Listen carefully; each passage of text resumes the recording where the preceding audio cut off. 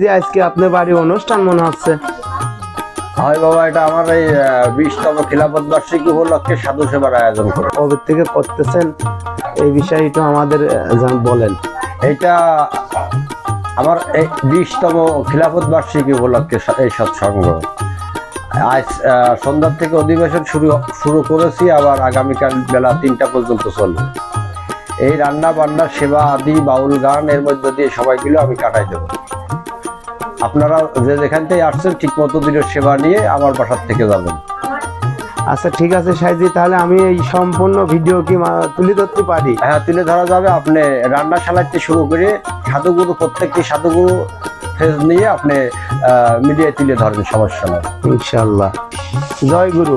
সম্মানিত দর্শক, দেখেছেন কিনা জানি না, সাধু সঙ্গ আমার অনেকবার দেখার সৌভাগ্য হয়েছে। আমরা ভিডিও করি, আপনারা জানেন।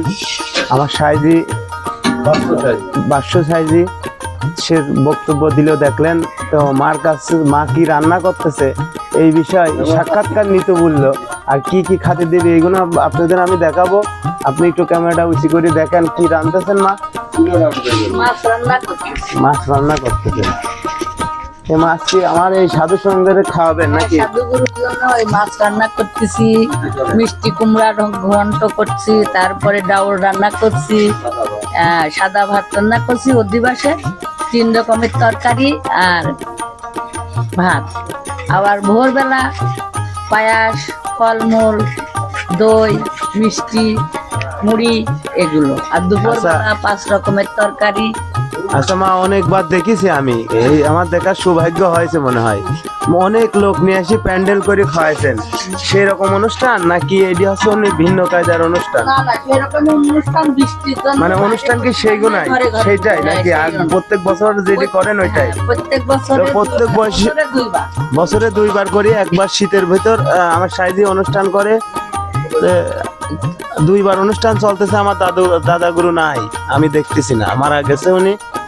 তো এই যে আমার এখানে উঠি আসেন, আমি দেখাই কি কি আছে। ঠিক আছে, সাইজির ধামে কোনো কিছু অভাব নাই। দেখেছেন এই যে মাছ, ভিতরে আসেন ভাই, পেঁয়াজ। আসলে এই সাধুর সঙ্গে আপনার সঙ্গ দেওয়া সম্ভব হয় নাকি জানি না। আজকে আমি দেখাচ্ছি, দেখেন। হ্যাঁ, সবই নেওয়া আছে। আসেন, চলে আসেন। এই দেখেন মিষ্টি কুমড়া, বাগুন। এই দেখেন নতুন আম, এখনো আম এত অ্যাভেলেবেল হয়নি। চলে আসেন। কাঁঠাল তো আছে, কাঁকড় আছে, খাওয়ার জিনিসের অভাব নাই। মানুষের যখন মানুষের খাতি দেবো তখন আরো দেখাবো না, আরো বলবো না।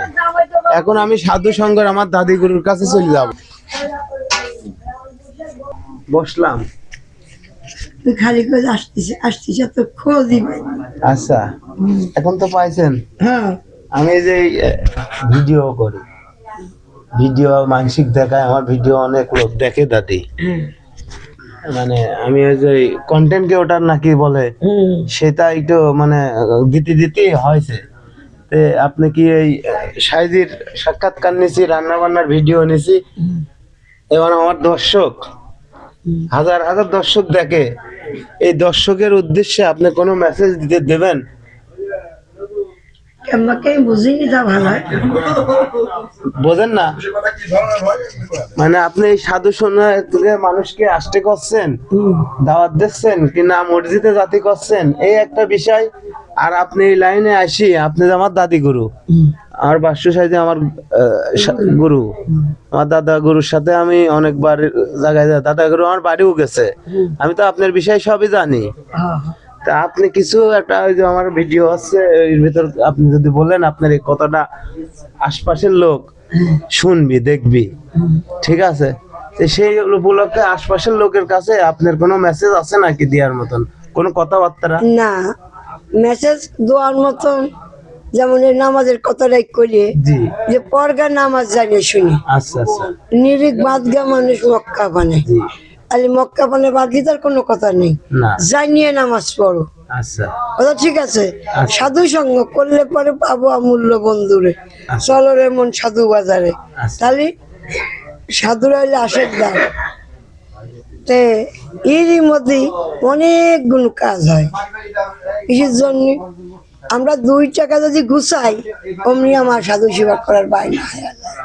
আর আল্লাহর কোনো দলিল নাই, মানুষের খাওয়ানি ছাড়া আচ্ছা, আমি বলতে চাচ্ছি যে আমরা যারা এই লাইনে আইছি অনেকে আসেনি, অনেকে মোল্লা আছে, মুসল্লি আছে, আবার কেউ নামাজ কালাম পড়েও না, সাধুর পত্র আসে না। এই জাতীয় লোকের কাছে যদি এই ভিডিওটা যায়, যাতে আপনার এই কথাটা শুনে ও যে কোনো দিক আপনার এই ফকিরি লাইন নাই তো মসজিদের লাইন নাই, আল্লাহ যে কোনো একটা লাইন সহজে একটা বুদ্ধি দিয়ে দেন, যাতে মানুষ সহজে এই পথ ধরে বাইসে থাকে। যদি আমরা তো মানুষ সেবাই তো আমার ধর্ম। হ্যাঁ, আপনারা করেন, কিন্তু ও কোনো দিকে যাচ্ছে না। ও আপনার এই ভিডিওটা শুনি কিংবা জানি, ঠিক আছে, ওইটা বাসার লাইন হয়তো হবে, এরকম কি কিছু দিতে পারবেন আপনি আমার দর্শকে? দেখেন দেয়া যায় নাকি? সাধুগুরু ধরলে তো সাধন শিখলে মানুষ বাঁচে, ঠিক আছে? হ্যাঁ, আপনি সেটাও বলতে পারেন যে আসেন সাধুরের কাছে, আসেন সাধুর কাছে আসলে পারে সাধ্য সাধনা যে ব্যক্তি করে তাকে তো সাধু বলা হয়। আচ্ছা, যে ব্যক্তি সাধ্য সাধনা জানে না, করে না, তাকে মানুষ সাধু সেবা করে? সাধু সেবা সাধু হয় না। আচ্ছা, আচ্ছা দাদি, আর কেউ আছে নাকি এই জায়গাটা? তার কাছে আমি আছে এই মাইক্রোফোনটা ধরলে পারে কোনো মেসেজ সে আমাদের জন্য দিতে পারে, থাকলে পারে তার কাছে আমি। না, স্যারের কাছে। আচ্ছা, ঠিক আছে।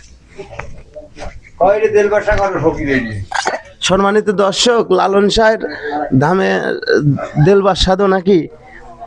জয় গুরু। আপনি যদি আমাদের আপনার পরিচয়টা বলেন। আমার পরিচয়, আমার গুরুদেবের নাম দরবেশ সিরাজ শাহ, মাগরি গ্রাম, কুষ্টিয়া থানা সদর। সিরাজ শাহ। সিরাজ শাহ। আমার নাম কুদ্দুস ফকির, শিলাইদা ইউনিয়ন, কুমার কান্দাবাড়িয়া গ্রাম। আচ্ছা, শিলাইদা ইউনিয়নে। হ্যাঁ, শিলাইদা। পাশের ইউনিয়ন। আচ্ছা, এই ধর্ম সম্বন্ধে আপনার কি, এই মানব গুরু নিষ্ঠাতার সর্বশিগগির সাধনা হয় তার। এই মানুষ যদি সোনার মানুষ হয় বাপ, আচ্ছা, তাহলে এই মানবের কাছেই বসতে হবে। আচ্ছা, এই মানব ছাড়া খেপারে তুই মূল হারাবি। আচ্ছা, এই মানব বলতে এই মানববাদী যারা ধর্ম করে তাদের স্বভাব চরিত্র খুবই নরম, তারা সুন্দর, অর্থাৎ তারা কোনো একজনের ঠকাবে না, একজনের মাথায় বাড়ি দেবে না, একজনকে আঘাত করবে না, কেউ চুরি ছাট্টা কোনো কিছু করবে না। আর গুরু যার গুরু আছে তার গুরুর দিক তার নিষ্ঠা থাকবে। এই হচ্ছে এই ধর্ম সম্বন্ধে হচ্ছে দেখা যাচ্ছে যে এত মিষ্টি মধুর কি কাম আছে, তারা নিঃশক্তি হইতে এই নিজের একটা দেহ, এই দেহ সম্বন্ধে যদি আমি জানতে চাই, তাহলে আমার গুরুর কাছে জানতে হবে কি, যে লালনটা বলতে লালন বলে মরে বাঁচি কোন কার্যতে। এই যে জায়গাতে মারা যাচ্ছে আবার বাঁচা যায়, তাহলে একটা সাধনা আছে, কিংবা গুরুর কাছে এই বিধানগুলো আছে। এই জিনিসগুলো জানার জন্য একজন মানববাদী ধর্ম অর্থাৎ গুরুর কাছে এই বিধানটাই আগে জানতে হবে যে আমার এই দেহ রক্ষা করা যায় কৃষি, এইটার জন্যই। তাই লালন সাহেব বলতে যে লালন বলে মরে বাঁচে কোন কার্যতে। আচ্ছা, আপনি যে প্রথমে বললেন যে এরকম হচ্ছে মানুষ, আমাকে ধরেন, আমাকে শোনেন, প্রথমে যে বললেন যে মানুষ ধর্ম সবচেয়ে বড় ধর্ম, তাহলে মানুষের কাছে গেলে পারে ধর্ম হয়? এই মানবের মানুষটা অনেক, তার কাছে আমি গেলে পারি কি ধর্ম? এই মানব কেমন, আপনার জ্ঞান বুদ্ধি বিবেক ভালো মন্দ সব আছে আপনার কাছে। আপনি এই জ্ঞান বুদ্ধি মারফতে জানিয়ে শুনিয়ে দেখা যাচ্ছে এই লোকটার কাছে বসে আমার কিংবা ভালো লাগে, কিংবা এনার কাছে বসে আমি কিছু জানতে পারলি, কিংবা আমার মানুষ বাইসি নেওয়া লাগবে, সব মানুষ না। না না না, আপনার জ্ঞানের থেকে বিচার করবেন। আরে 5 জায়গা আগে দেখবেন শুনবেন, তারপরে বিচার করি জেনে আপনার ভালো লাগবে, সেই জায়গায় বসিয়ে আপনার এই বিধানগুলা কিংবা এই জিনিসগুলো আপনার যে মিষ্টি লাগে তার কাছে বসিয়ে জানিয়ে শুনে আপনি চলেন।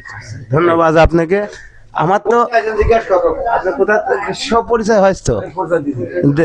সম্মানিত দর্শক, খালি মানুষের কাছে গেলে হবে না, কোন মানুষটা জানে, ঠিক আছে, সেই মানুষের কাছে যেতে হবে, তাহলে কিছু হয়তো পাওয়া যাবে। আর খালি খালি পাওয়া যাবে না, ঠিক আছে, অনেক ত্যাগের বিনিময় হয়তো একটু পাবেন। আচ্ছা, আমরা আরো দেখাচ্ছি, আমাদের সাথে থাকেন। আসেন, ঠিক পান নাকি?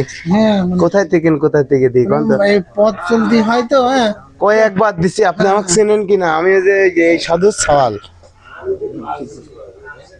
আচ্ছা ঠিক আছে, আমি ওই রোডে ঘাটে দেখি একদম, আমি আসলে থাক ওই চলতি পথে বাদ জয় গুরু আমি তো রানিং এর বাড়ি থাকি বাজান।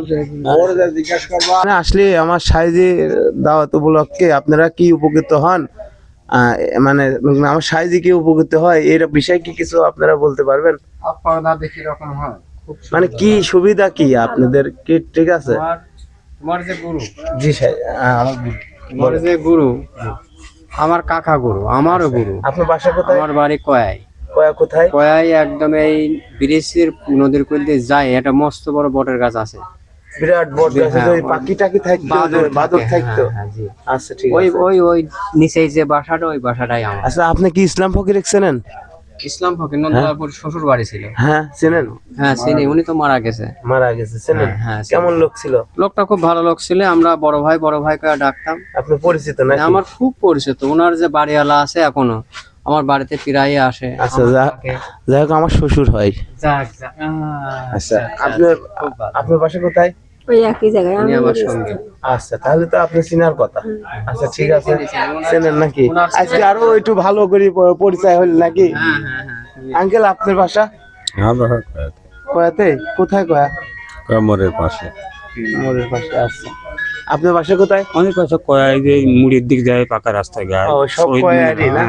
তা আমরা কয়ানের সওয়াল হয়, আপনার বাসায় কোনোদিন যাইনি, একটা দাওয়াত দেবেন? আচ্ছা ভাই, আমার বাড়ি পাংশাতে। পাংশা কোথায় ভাই? পাংশা পোপারে। ওপারে কোথায়? এই 7 নম্বর ওয়ার্ড। আপনার নাওয়াডাঙ্গি আমার বাড়ি। আপনার গুরুর বাড়ি কোথায়? কয়া। কয়াতে। আচ্ছা আমরা পাংশা যাই, দৈনিকই যাই ব্যবসা কাজে।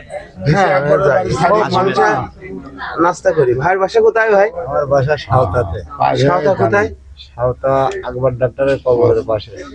আচ্ছা ঠিক আছে। এটা আমার ছোট ভাই নাকি আঙ্কেল? জয় গুরু। আপনার বাসা কোথায়? কয়া। কয়া। আইসেন আছে সাধু সেবাই, জি। 500 সাইজের সাধু সেবাই। আমার কাকা গো।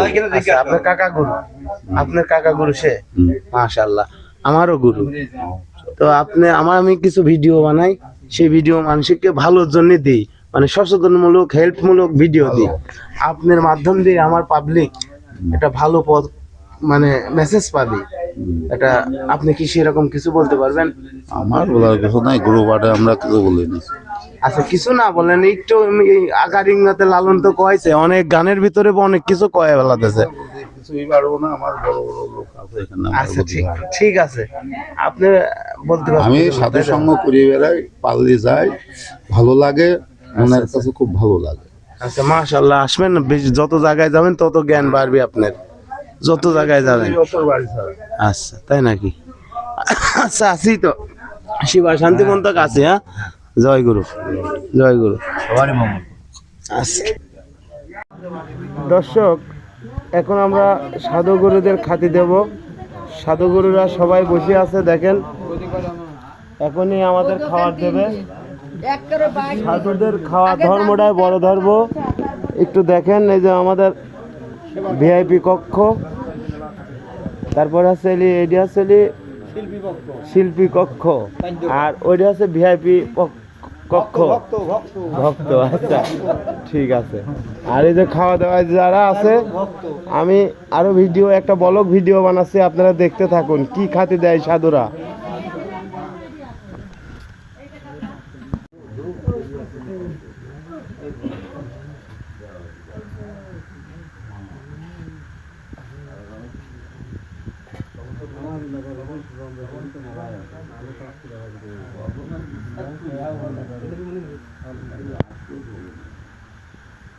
ভাগে ভাগে লবণ লাগে না সাধুর চাল বলে।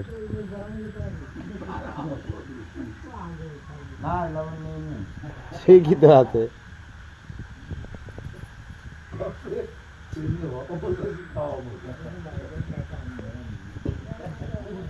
ভাতের দাম হয় নাকি দুটোই নাকি? হয় আমার 40 ডলার হয়েছে, 100 তুলেছি, 12,000 তুলেছি। গালে দিও না, খবরদার। প্রত্যেক মাসেই হবে না, বেশি হবে না।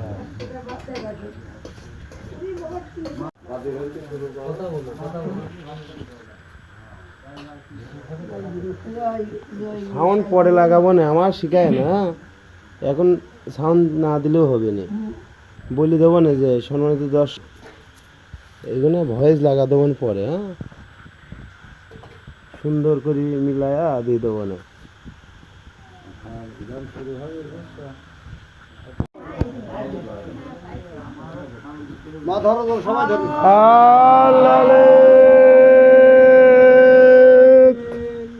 মা মুখে দাও, তারপরে সাধুগুরু সবাই দয়া করে শিবা নাও গো, তোমরা সবাই শিবা দাও।